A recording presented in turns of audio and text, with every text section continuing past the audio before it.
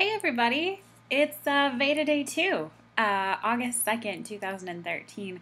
This is Emily coming at you on a lovely Friday. We have had the best summer in Nashville this year.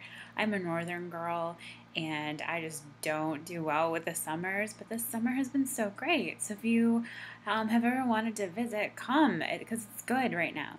Um, so I just wanted to say hi, and I have been meaning to do this for a while. I'm actually probably a little over 90 days, or I'm sorry, yeah, a little over a few days past 90 with this, but I wanted to do kind of a 90-day review of my Fitbit Flex. Wah, wah. I did an initial review when I first got it. This was actually a reward gift for myself. One of my goals, oh, you could see the lights were kind of lighting up there. This is what it looks like. Um, I've set kind of reward goals for myself. So every, kind of few milestones that I hit, I get myself a little something. And this was my first little something. So yeah, like I mentioned in the first review, I'll kind of go through the specs again. So basically the Flex is a tracker, an activity tracker. And I'll talk a little bit more about the types of activity you can track on this bad boy. There's a lot of different brands out on the market. I've used primarily hip pedometers in the past, so this is my first. I tried the Jawbone briefly a couple years ago, and I didn't have good luck with it, but so far this has been great, and henceforth my review. So I got this about 3 months ago, and I think when I initially gave my review, I talked about how there may have been some discrepancies in kind of how many steps it logged. And I can actually say I think it's pretty dead on. I've actually tested it like in the car, at workouts, like doing different types of exercises, and it still stays pretty true to what I've actually done. It's super comfortable. So this is the band itself. The tracker is actually, you just kind of, let's see if you can see that. You just pop it in and out of the band, and it looks like this. Boop.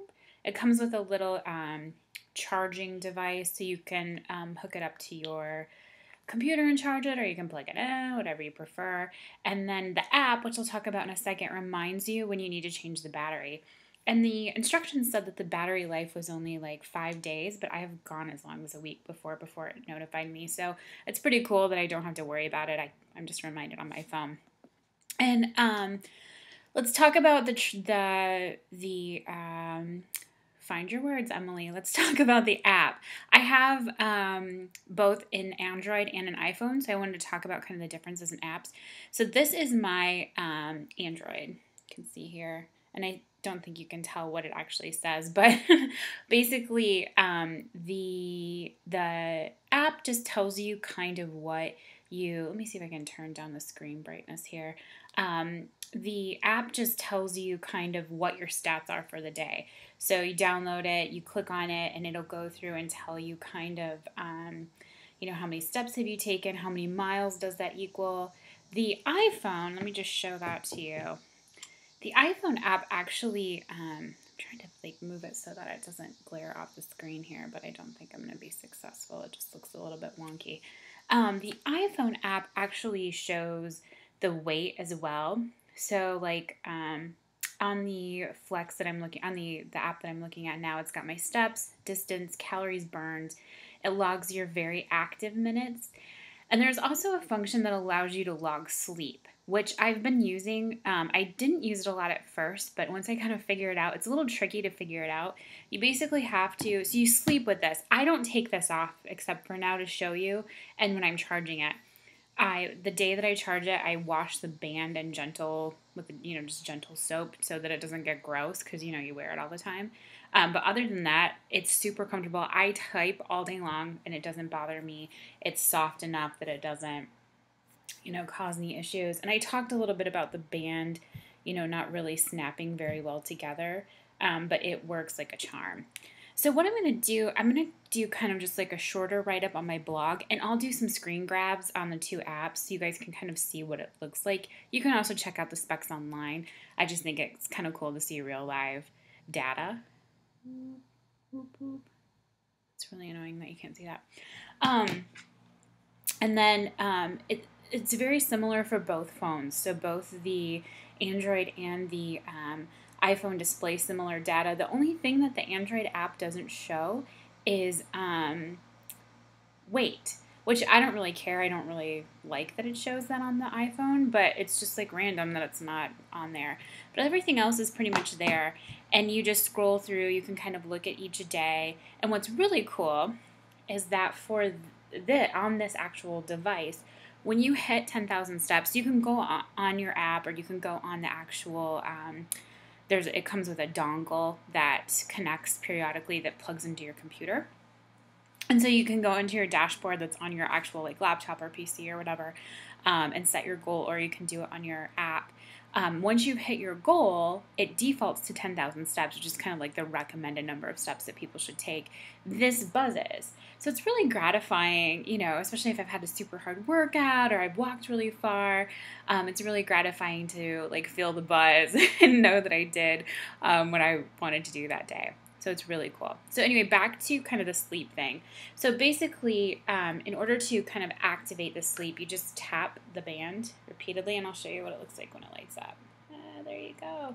And then the alarm, which you can set again, you can set as many as you want. If you're like me, I need like a snooze. And it just buzzes. And it's very gentle, but it's never not woken me up. And it's so much better than like a loud alarm clock, or, maybe soothing music would be better, but it's just very gentle. And then you tap it to turn it off and take it out of sleep mode. And then it'll analyze your sleep and tell you how many times you woke up. So if you want to get pretty granular on what you're doing, you can. And then the other cool thing too, so the downfall to this, and I think this would probably be the case for any activity tracker, because at least for Fitbit, they use an algorithm that's based on regular human movement to kind of calculate how many steps you take in a day. But it doesn't log things like riding a bicycle, or if I flail my arms around. That's still activity, but it's not actual steps.